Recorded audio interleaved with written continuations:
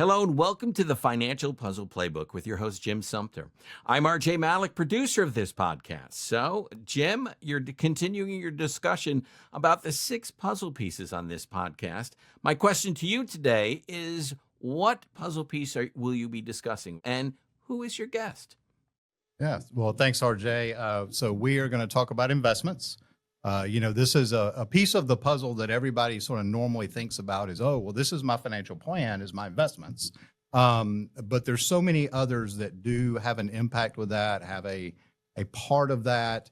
But we're going to focus on investments today with a very dear friend of mine, Rick Wedell, who is actually the president and chief investment officer of RFG Advisory.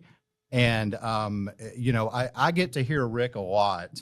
I'm sorry. Whether it's walking down the hall or or if it's on a video or you've done events for us or we've just sat down and had breakfast together. Mm-hmm. And so what I thought we would do is bring you in today to talk about investments from maybe a little different level than people normally think. So I've got some very targeted questions. Absolutely. That we will go through. But first of all, so you are Chief Investment Officer. What is that, and what does that mean? And then also dovetail it into your background, because you have kind of a unique background. Well, and first of all, thank you for having me on the podcast. Absolutely. I greatly appreciate it. Absolutely. Chief Investment Officer actually means a little bit different things in different contexts. And in the context of RFG, I am Chief Investment Officer of a registered investment advisor of a firm that provides financial planning and investment advice predominantly to retail clients. And that's a little bit different than what you would think of as like the CIO of like a hedge fund, right? It's very clear, and we'll talk about this as we get through the podcast, I'm sure. There's different goals for different things and different people and different purposes. And a lot of my role here at RFG is education around what's appropriate for investments for retirees. How does those investments fit into their overall financial plan? Certainly, we're maintaining an eye on the market and, looking at the various things that are going on. And obviously we manage investments, and manage money for individuals.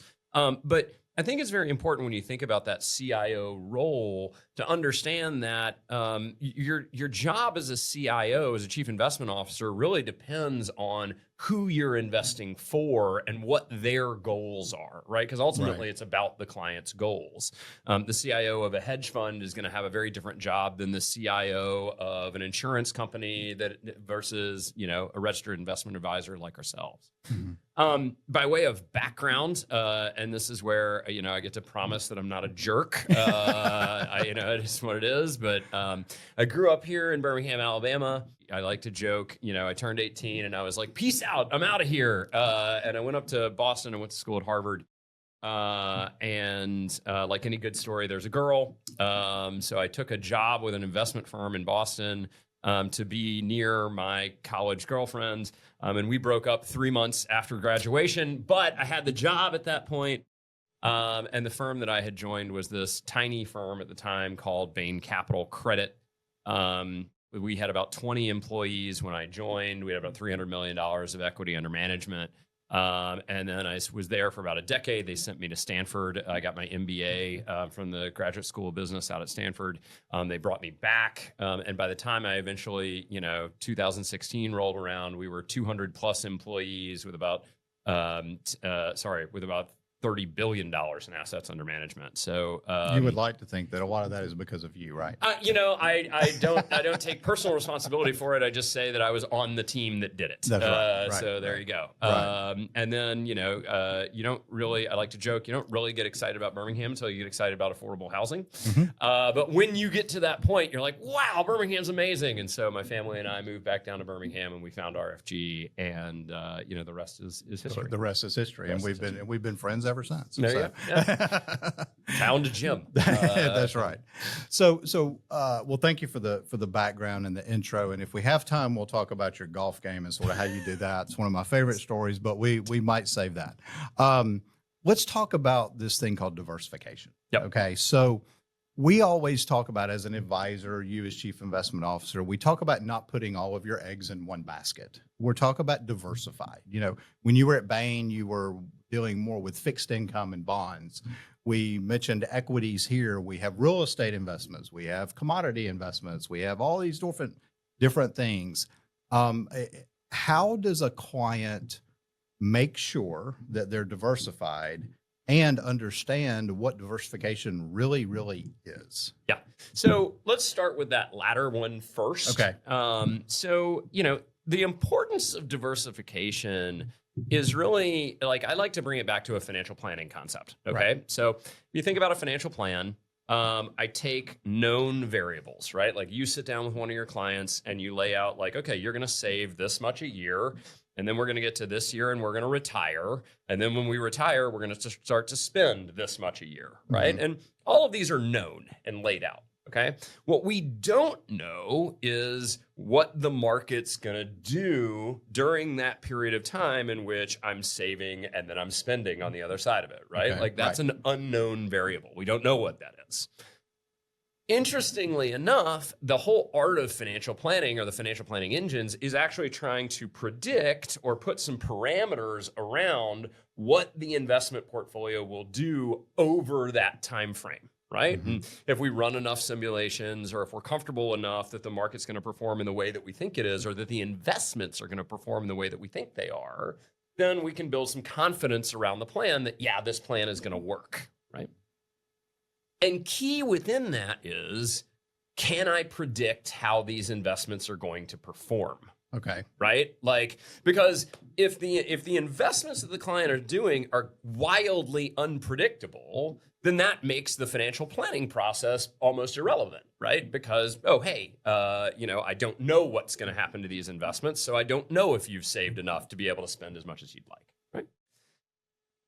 So the whole goal of diversification is to make the investments more predictable, right? Okay. If you just own one stock, you get this wildly, up and down, bouncy around pattern, right? Based on what that stock does on a daily basis. On a daily basis, on an annual basis, or whatever else. If I instead own 500 stocks or 1,000 stocks, I get a much more smooth, somewhat predictable ride, right? Like, the S&P 500 has returned about 10% a year on average over the past however many years. It has, normal, regular cycles associated with it. We know how long those cycles typically last and how deep they are. And I can start to get some predictability around the investment cycle of this, right? And so if you think about diversification, the whole idea of it is, how can I make the investment performance a little bit more predictable so that it works better within the context of the financial plan? And it's interesting because if you're an investor, right? If you're a retail investor, if you're a client, it's really becomes part of that interaction with your financial advisor to say, like, okay, what asset classes do I have exposure to? How do those look over time? We use terms like standard deviation to go back and measure, okay, how volatile is this portfolio? It's a big math game to basically say, okay, what's the return that I'm getting relative to the standard deviation that I'm taking? There's Sharpe ratios and a bunch of other stuff that's, above the context of, the podcast.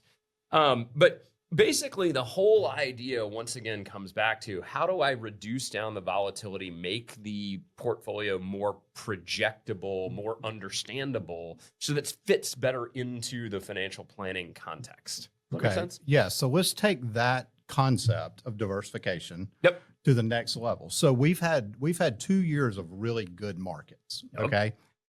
One of the things that I, as an advisor, am seeing is in throughout my career, I've seen this. When the market is good, everyone feels like their risk tolerance is better. When the market is going down, they're like, whoa, wait a minute. Let's take a step back. Maybe I'm not as risky as I thought I was. Talk about risk tolerance in the context of diversification, but then also, and this is, I think, uber important when you're talking about a financial plan, a risk tolerance for a 35-year-old in retirement is very different than risk tolerance for their child that may start school in 10 years. Yep. And So in that context, let's talk about that. absolutely. If you think about risk tolerance within a client account, you are 100% right.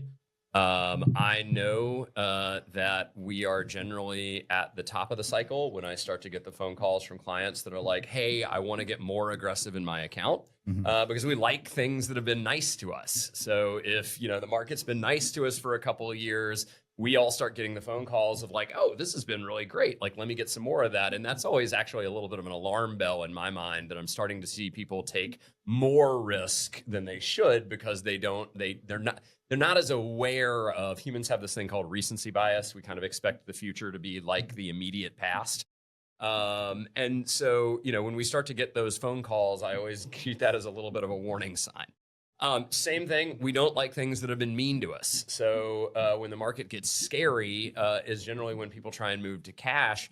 And the irony is that your emotions tell you to do exactly the wrong thing, right? Theoretically, we want to buy low and sell high. So, when there's blood in the streets and chaos, that's actually the time that you generally want to be buying securities.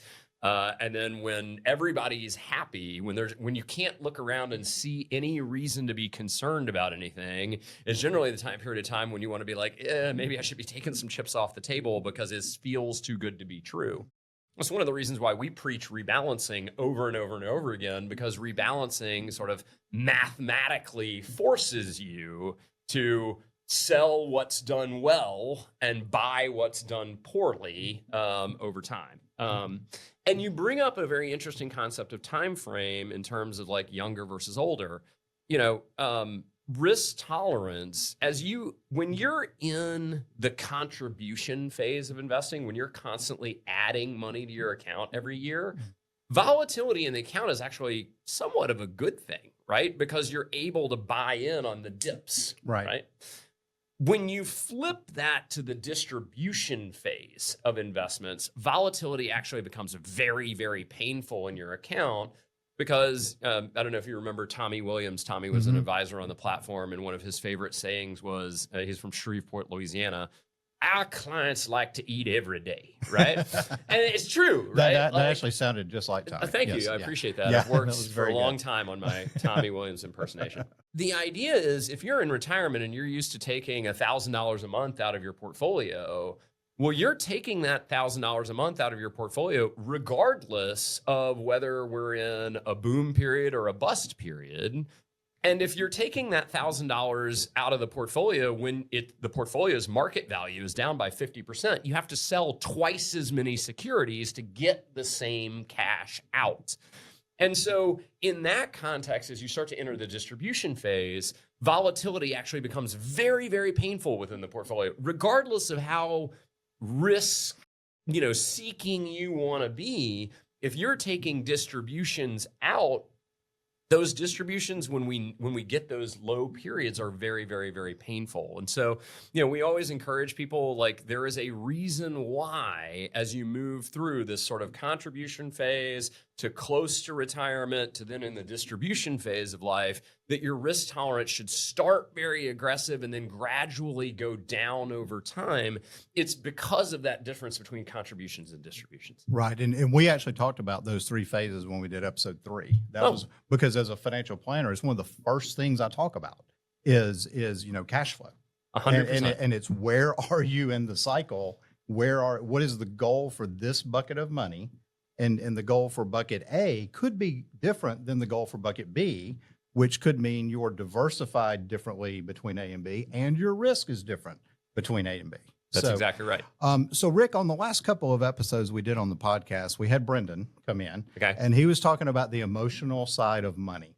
And I've made the comment many, many times that, as an advisor, I feel like I should have taken more psychology classes. As chief investment officer, okay, and this probably drives you crazy. There's what I like to call noise, okay? Noise is a 24-hour news cycle, alerts on my phone, Google, the different publications, my brother-in-law, I go to a cocktail party.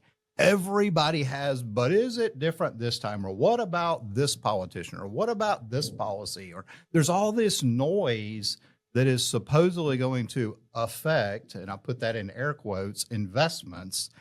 How do you navigate through that as an investor? And what are your thoughts on making sure we don't make what I call irrational emotional decisions that we talked about in the last couple episodes? This is a great question, and it's one of these things that I wish I could just preach and shout from the hilltops. You mentioned in the phrase of the question, everybody sort of asks, is it different this time? And I like to think about my favorite song, right? So get your favorite song in your head, right? You got 3 to 5 minutes. Bonus, by the way, if this is classical music, because the analogy will hold true. But you think about that song and you've got, the verse, all the different verses, and then you got the chorus, right? And every time the chorus is sung, right, it's a little bit different, right? Maybe the singer sings the note a little bit differently, or maybe there's some slightly different verbiage, or maybe the chords are played in slightly different length or manner or whatever else, but it's still the same tune that occurs over and over and over again. And I like to think of the market in the same way. Yes, every time we go through a cycle, it's slightly different, but at the same time, we've been through a lot of these in the last 100+ years of the markets. And so we kind of know how these things behave over time. And yeah, it's always a little bit different, but it's always the same, right? It's always that same melody and chorus that comes through. And I think that's very important for people to recognize as they think about the markets, is that it's always a little bit different, but it's also always the same.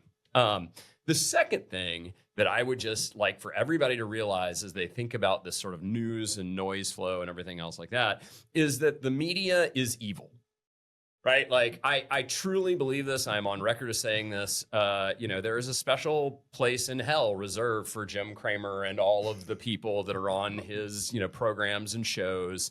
They are not there to help you make money. Okay. They are there to make money for themselves. And what they are selling is advertising. Okay. That is the whole reason why CNBC and Fox Business exist, is to sell advertising. That is how they get paid. Okay. And the interesting thing about that is they don't get paid for advertising unless you tune into the show. Right.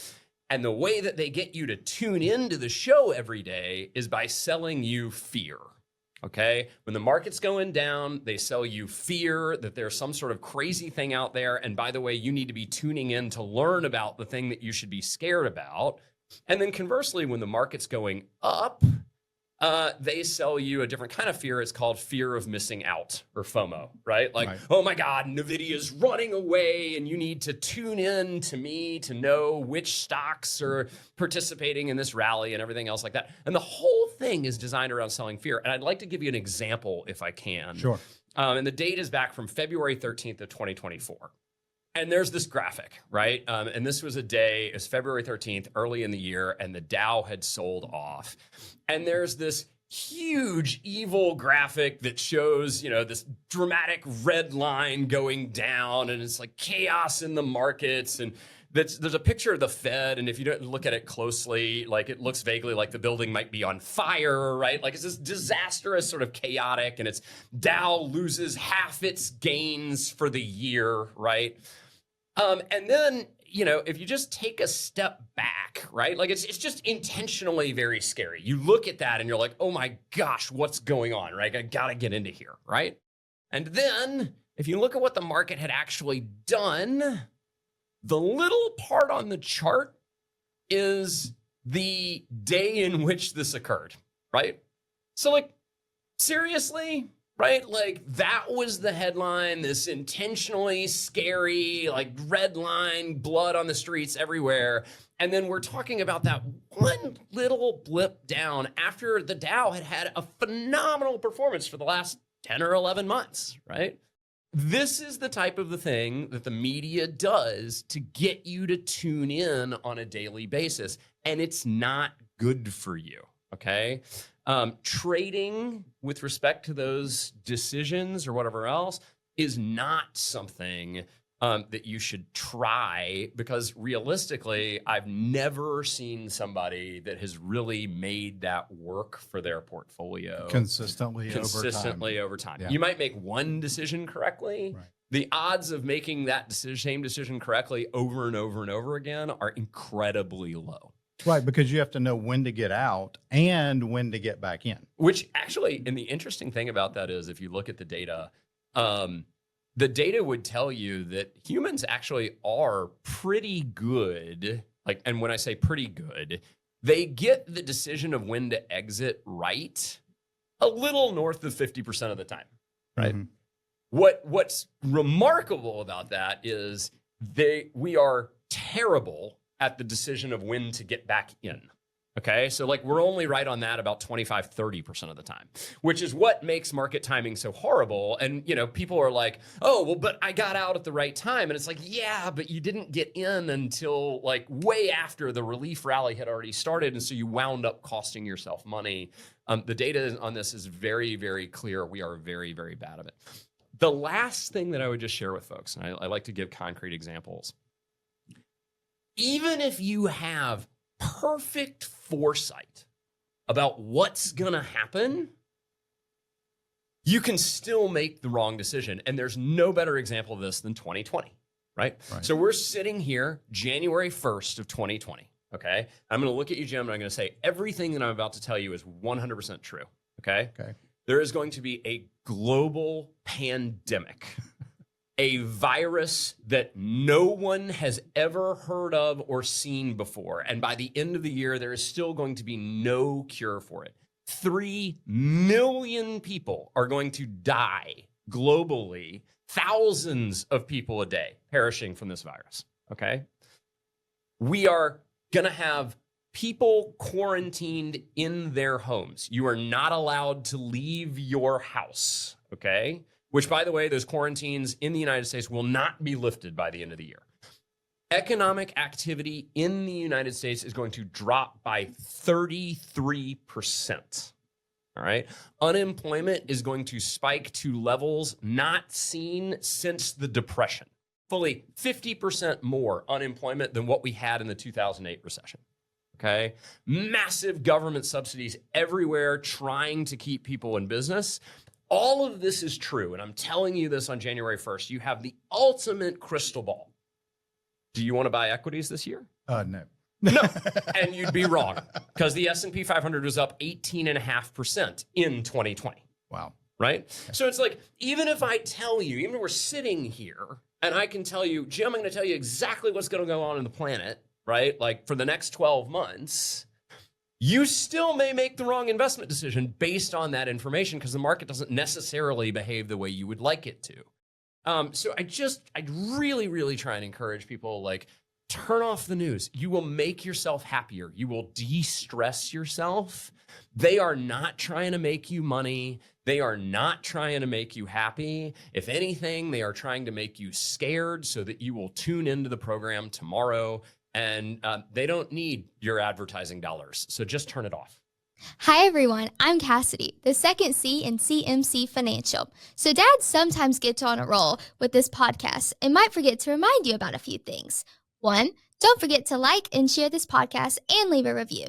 2, follow CMC Financial on all of the socials, Facebook, Instagram, and LinkedIn. And 3, go check out the website at cmcfp.com.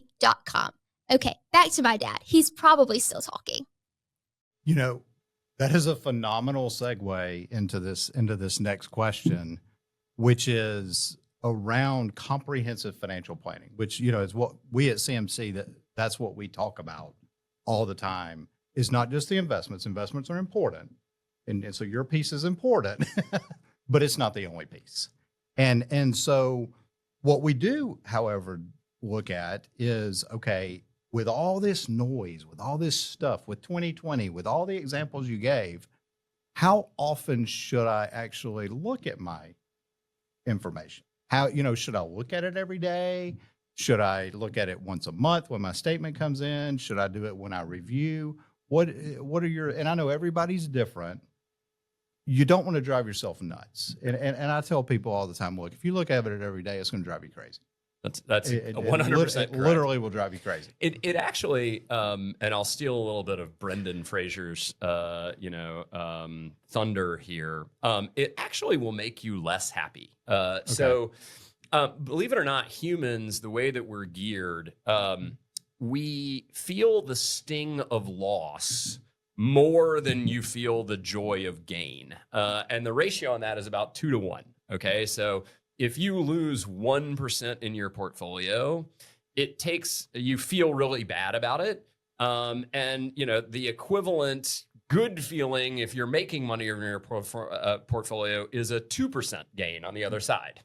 And so if you're checking your portfolio every day, you're going to see it go up and down because that's what the market generally does. It doesn't just go straight up in a straight line. If you're looking at it every day, you will statistically wind up making yourself unhappy. Right. So don't check it on a daily basis. I encourage people, look, this is what you pay your investment management team, whoever that is, to do for you, is to look at your investments every day. And that is my job. That is what I get paid for, is every day we're coming in and we're looking at the marketplace. And we're thinking about, do we need to make a trade? Do we need to rebalance? Do we need to do anything here? How are the accounts looking? That's my job, right? If you're in a comprehensive financial plan, then I would tell you, sure, check it once a month.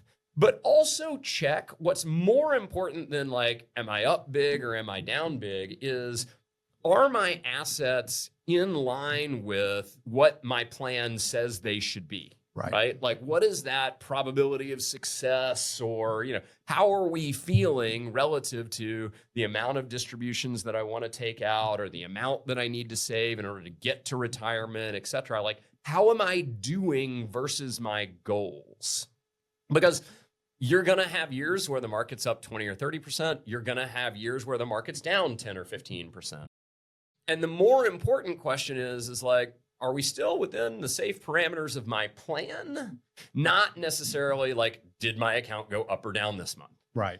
And I think that's a great, that's what we talk about all the time. And even, you as chief investment officer, what you do is you give us as advisors the resources and kind of help us navigate through all this noise and all this sort of stuff so that we can make good quality advice and decisions for, help clients with that. Rick, let's wrap up with just a couple of final thoughts that you might have in this whole context. And then I do have one final question for you, which you actually know what it is. I was going to not let you know what it is, but since we're friends, I will. Oh, good. Well, I appreciate the forewarning. Unlike Shannon, who doesn't do it that way. Yeah, sure. Likes to get the off the cuff scared reaction. That's right. Look, as I think about investing, and I'll bring this back to, what my kind of job is as CIO. If you talk to the CIO of a private equity fund or a hedge fund or something else like that, they would tell you my job is to pick the single best security that's out there to try and drive returns for their investors. If you talk about, the CIO of an insurance company or something else like that, they're going to talk about risk-adjusted returns and matching up the duration of their assets versus their liabilities or whatever else. I'm the CIO for retirees, right? And retirees have a very definite life cycle, of which we talk about, right? Of I'm going to contribute to my portfolio. I'm going to reach a point where, I'm no longer contributing to my portfolio. I'm going to start making withdrawals from the portfolio. And in that context, I will just tell you, volatility in the portfolio is actually more important, more impactful to the success or failure of your financial plan than return is, believe it or not, right? So there are a lot of investors out there that really, really get hung up and focused on how did I do versus the S&P 500? And how did I do versus this or that and the other? And those are good questions to ask. Everybody should have a benchmark and should be accountable for performance, and I get it. But it's really, really important when you're a retiree to understand what your goal is, right? And there's a huge difference between a goal of, I want to have the most money when I die. That is one goal, not particularly a very good one. Or I want to minimize the chance that I run out of money before I die, right? Those are two different things. And the latter is probably a much better goal because let's be honest, running out of money before you die sucks. Like you can't earn it back when you're 80. Right. And so, you really want to focus on what is that goal? What am I trying to achieve? And in that context, how is my investment portfolio performing relative to that goal, right? So I just encourage people, break yourself away from the S&P did this and this is what my portfolio did, or, like this and that and the other. Like, it's not about that. It is about how are your investments performing within the context of your financial plan to enable you to live the life you want to live, right? Like that's the actual goal, right? So let's focus on that when we focus on investing. And that's actually what we focus on in the CIO's office, right? Because of the special goals that we have for the advisors and clients that we serve. I appreciate that. And I think that's a great way to wrap up. I wish we could go on for hours because we probably could. But, in lieu of time, we won't. I do have one final question, and that is, in this context, what keeps you up at night? What keeps me up at night? Well, so most of the time, what keeps me up at night is I have 5 kids. And when you have 5 kids, there's always something going wrong somewhere, right? Like it is the rare day where we have everything perfect. But what generally keeps me up at night is when we get in these market situations where I can't tell what's supposed to be wrong, right? And these, we had a little bit of this kind of at the end of 2024 where you just sort of looked around and it's like, everything seems way too good to be true right now. Like nobody's scared about anything. And that's when I always get a little nervous because we always like to say, markets climb walls of worry. And that's true. We're almost always worried about something. And at least if I know what to be worried about, or I know what people are worried about, I can kind of determine, is that real? Is it not? It's when we get in these scenarios where you're literally looking around and being like, I'm not scared of anything right now, where like the backlight in my head starts to go off and being like, but I really should be. Like this can't last forever. And so those are actually the moments when I get the most like, what is out there that I'm not seeing? Right. Kind of like your January 1st, 2020 analogy. Yes, exactly. 100%.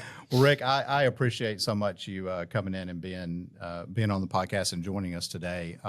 RJ, I think that's all we've got. So we'll try to start wrapping it up. Yeah, but before you go, we need contact information, Jim. Okay, well, so I will say this. What's interesting about my position throughout my career, I've never had a CIO that I had access to in the way that I have access to Rick. So what I would tell the audience listening is Rick is available. And so I'm going to let you kind of talk about your contact, and then I'll jump into mine. So. Yeah, Jim, you can kind of find me just about anywhere. You can look for me on the RFG website. I'm up there. You can find my picture in my bio. If you Google Rick Wedell, you'll actually come up with the names of a whole bunch of our advisory firms who have me listed as their CIO. It actually comes up long before the RFG actual site does, which I find humorous.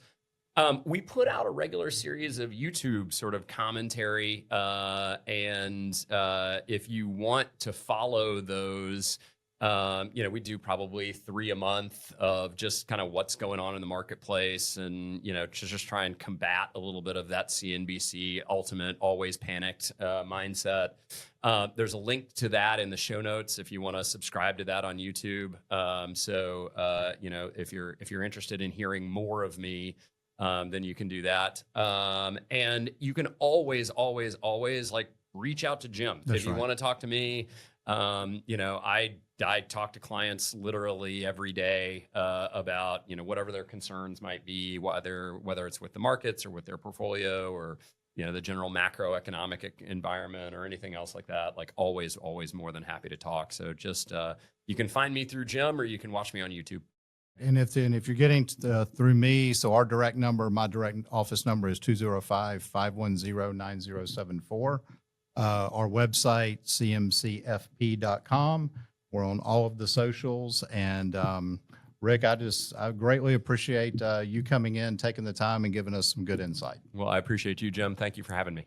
All right, Jim and Rick, thank you. And most importantly, thank you for listening to the Financial Puzzle Playbook podcast.